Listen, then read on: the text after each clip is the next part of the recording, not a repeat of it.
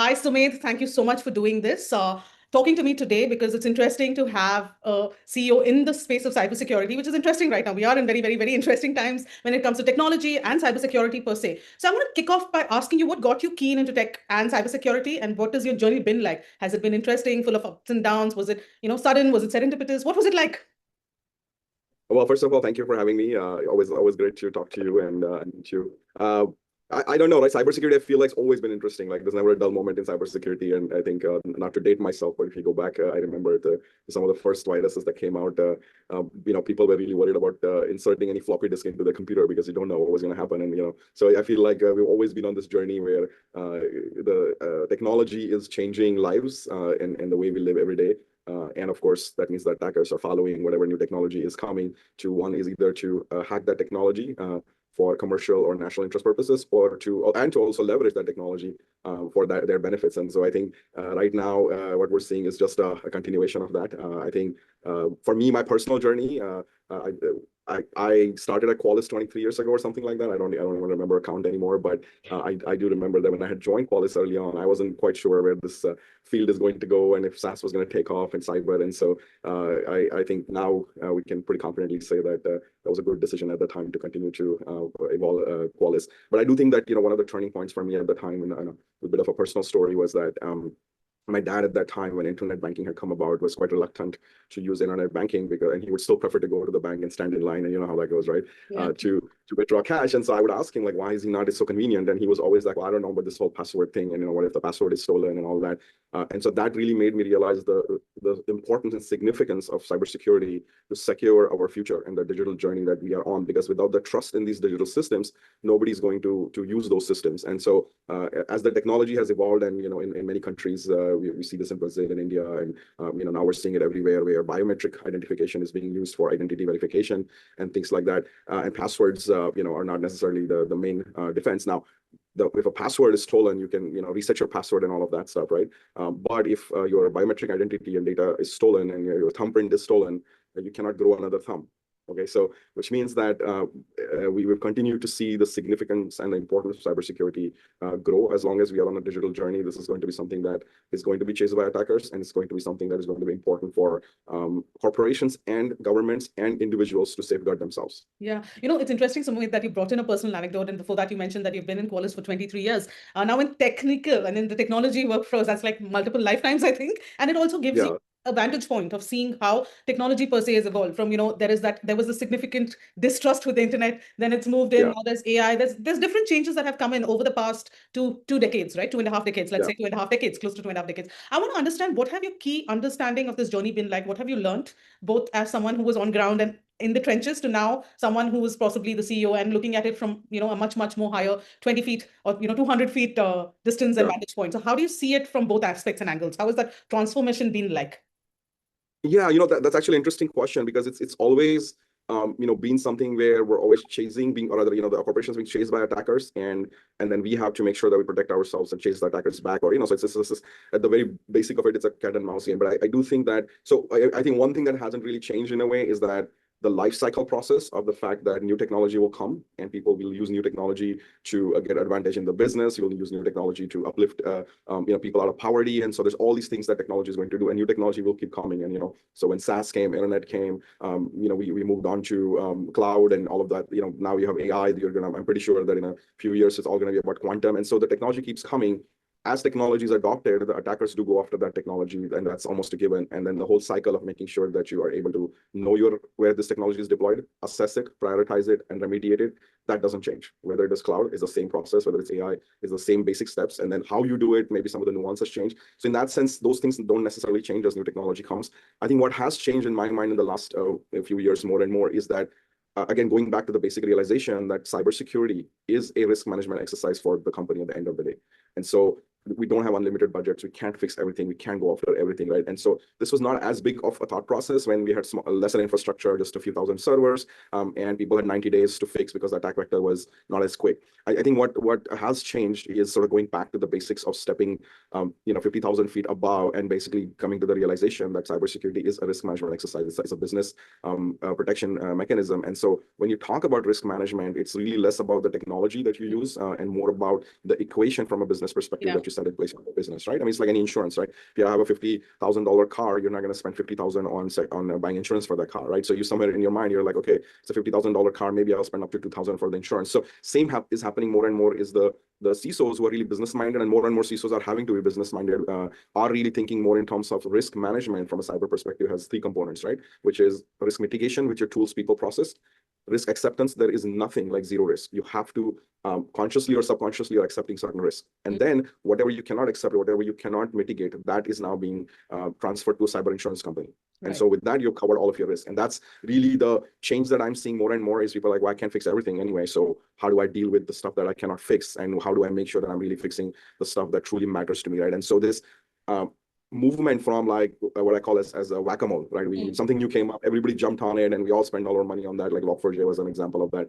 It has moved more and more towards this operationalized process of proactive risk management, which we like to call it as the ROC, right? Which is the risk operations center. How do you operationalize the risk management exercise so you have a business view and you have a technical view all combined together? Right.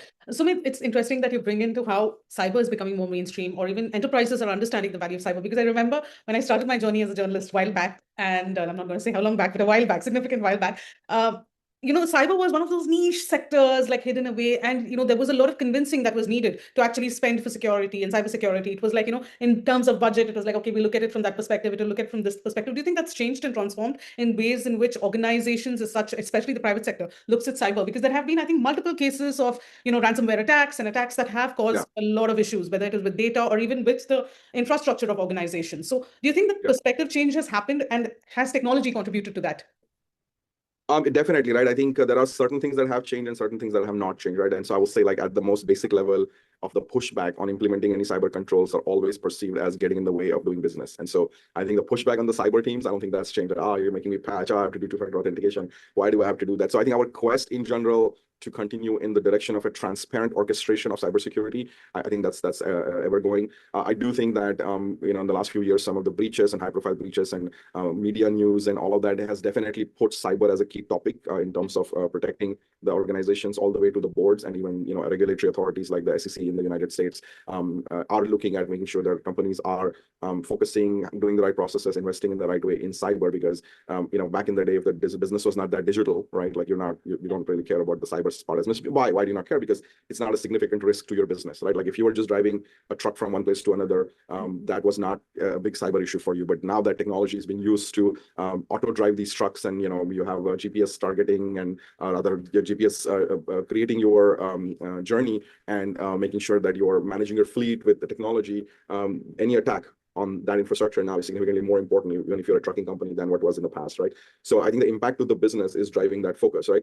It does change, however, is the threat landscape changes, but also the perception of at the end we're talking about business loss, right? For the most part, the perception of business loss also ebbs and flows, and so ransomwares, when people had not budgeted for potential ransomware attacks, that was a lot more shocking to people. If people had not budgeted for tabletop exercises and things like that, that was a lot more shocking. And I mean, like, nobody wants to be in the news for any cyber attack, but we are also seeing, on the one hand, reputational damage as a business from cyber is also changing, right? How many times, I'm sure all of you get notification from your bank or provider saying, oh, maybe your data was leaked in a cyber attack. How many times do we change the provider? We rarely change the provider.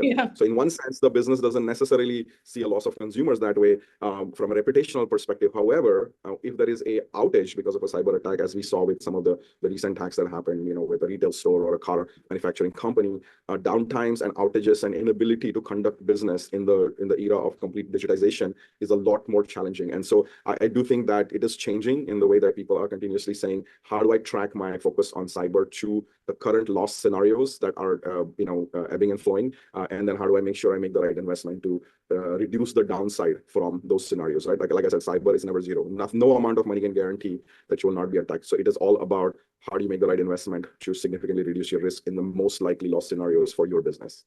Sumedh, we've spoken about the evolution, and you touched upon AI as well. But I want to understand, because I remember from the past 3 years, I'm hearing one thing. It's like an AI versus AI attack, whether threat actors are using AI, and then your companies are using AI, and it's very interesting. It seems very, very, very glamorous, but I don't know how glamorous it really is. I want to understand, what has the impact been so far in the past 3-4 years, and after that, I obviously want to touch on my thoughts as well, because there have been new models that have come out, and that it's interesting to see how cybersecurity landscape is also like everyone says every segment in every sector has been affected by AI, and cybersecurity has been significantly affected. So I want to understand what has the overarching change been like, and what has been the good and what has been the bad for you? There is no doubt that AI has been a transformative technological change, and I think technological change is something that has continued to happen for centuries. Right, I always joke about the fact that there was somebody many centuries ago, and their job was to take a stone slab and a hammer and a chisel and chisel the king's message onto that. And I'm sure that those people were absolutely overwhelmed and really worried when the first ink and a feather to write on a paper was invented, because like, oh my God, what's going to happen to a job? That was a technological shift at the time, right? Wow. So I think, like, to be fair, we all survived as a humanity and we did just fine. We found other jobs. So I do think that technology transformations have always happened throughout our lives and before. And AI is one more key technological shift that is happening. I think cloud was one. What I think is different with AI is the speed at which the technological shift is happening is a lot faster than what happened with cloud and some of the other technologies that have created transformation, right? Cloud enabled a whole bunch of companies to be able to do things that otherwise would require significant investment in data centers to run companies and stuff like that. So you kind of had this consumption model that transformed the way we did things and accessibility of things. AI is very transformative, and I'm not surprised that it is transformative across a cross section of literally anybody who's using technology, whether you are car manufacturing, retail, your banking, like everybody that is our use cases of AI. And I think it is not stoppable. I think it is something that is going to transform our lives. It's going to transform lives. I think there are obviously we're going to have these little bumps, ups and downs about like token use and over usage of tokens and the cost of tokens, and some of that will ebb and flow. But I think the overall direction is going to be the transformation of our digital journey with AI. And attackers, at the end, they're just a business, right? I mean, the attackers are just trying to find ways to optimize their focus and their spend to maximize their outcome. And so, of course, whenever there is a new technology, they're going to try to find ways to invest in cracking that technology so that they can essentially get information out or transactions out or whatever it is. And they're also going to look at how can they optimize their business by using similar technology. And so I think the biggest change with AI is the autonomous nature of things that AI can do. And so which makes it very interesting, because on the defender side, businesses are getting, trying to be sort of more autonomous usage. The attackers, on the other hand, are also like, do I want to blindly try to hack every IP that's out there on the internet? Can I use AI to figure out which is the most hackable IP and then really focus my efforts on that? And so as attackers are using autonomous ways, defenders don't have a choice. You have to have autonomous ways to fight back against that, because what's happening right now, you cannot go back to your management and say like, oh, we are going to respond to AI-based autonomous exploit attempts by hiring 100 more people and doing more manual stuff. Okay. When they will look for a new leader, if that's what you're going to tell them, right? So we have to be in this thing of like, well, we have to fight the technology with the technology. And of course, it has its ups and downs and challenges. And so there are definitely areas, excuse me, there's definitely areas like email security as an example, where attackers are using AI to create absolutely undetectable emails, right?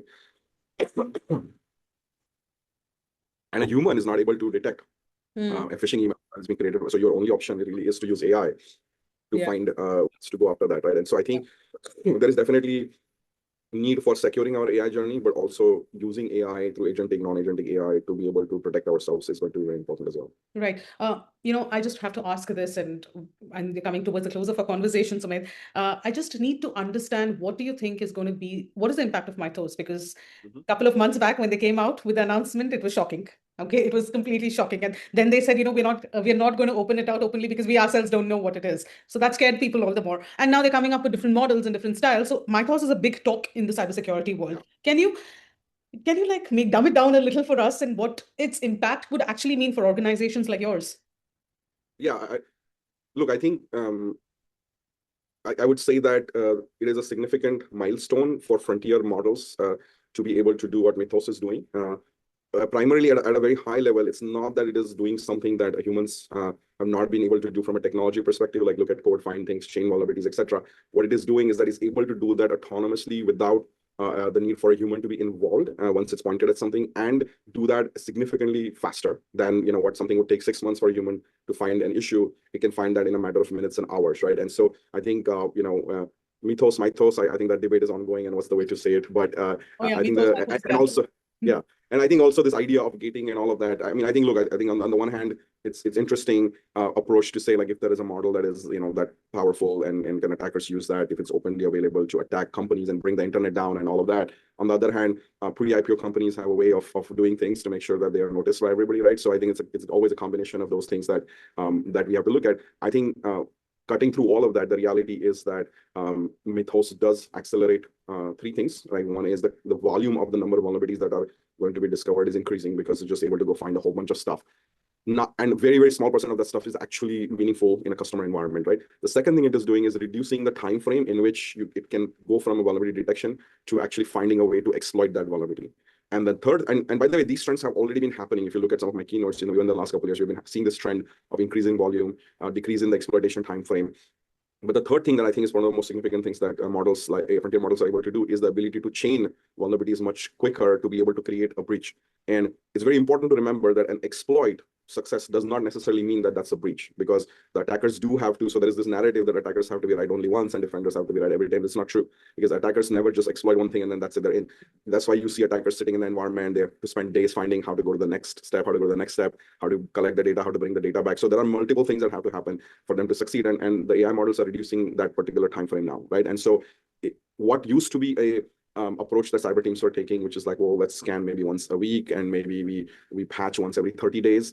That completely turns over on its head now, right? Because you cannot respond at that slow speed when attackers are able to find things quicker. And so organizations just need to move into a direction. Again, nothing drastically new in terms of some new control that they have to put in place, but whatever controls, the layers of defense and the ability to run through those controls and make sure that they are implemented quickly is going to be a lot more important. And so that's where in our space, the hyper prioritization to make sure that less than 1% of the vulnerabilities detected are actually exploitable, but how do you fix those quickly? Even though 1% are not exploitable necessarily in your environment, how do you confirm that your other controls, because you paid money for other tools, maybe those other tools are already protecting this exploit, right? How do you know that very fast? And then within a matter of hours, how do you go and actually fix the vulnerability without needing a human, but with a very high confidence that it is not going to create an outage? And that's the challenge right now everybody's focused on, and how we are helping solve that challenge is again with the use of AI to give customers that visibility into reliability of new patches that is coming out, the ability to deploy those patches in a matter of hours. And so we kind of need to move from this 0-day vulnerabilities to 0-day remediation. Yeah. Can I get my issue fixed in less than 1 day? And as we can deploy technology process as part of this, I think that's really going to be a critical response. And it's not, there is no one magic bullet, right? You also need to make sure that your firewalls, your EDRs, like all your other controls are also tweaked, your systems are hardened. So you create enough barriers that it's not worth it for the attackers to go through this cost, even if they use AI or not AI. And I think there are many models like Mythos, that is open AI has their models as well as lots of open source. So we are going to go in this direction. There's nothing can be done to stop the movement in this direction of cybersecurity, or at least attackers using AI. We cannot stop that. But what we can do is leverage similar and better technology to protect ourselves and frustrate the attackers enough that from a business perspective, it's not worth it for them to try to hack us, or make sure that they are consuming so many tokens that it's just not worth it to try to hack us. Tokens, the hot topic of the year, I think, apart from Mythos, the hot topic of the year. Yeah. But, I need to wrap this up quickly. So my question to you, last question to you, Sumedh, is what advice then would you give organizations today when they're looking at their cyber journey in this space, when they're looking at their AI journey? What advice would you give them? And how would you ask them to approach their whole journey right now in terms of security and AI? I do think that it's not optional for any organization in the use of AI. So I don't think that it's about fighting or using or not using AI. I think that bus has left the station. We are in that journey already. I would say that really stepping back 50,000 feet, I will say that the most important thing for success of AI is actually the humans in your organization.